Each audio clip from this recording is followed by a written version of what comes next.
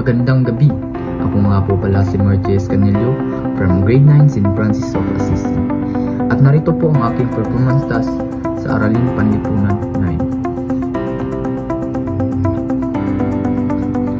9. Bilang isang kabataang economic advisor, ako po ay narito upang ipromote ang suporta sa ating mga lokal na produkto at negosyo. Sa kasalukuyan, marami sa ating mga lokal na industriya ang nahihirapan makipagsabayan sa mga imported na produkto. Ang Buy Local, Support Local campaign ay dapat nating pagtuunan ng pansin.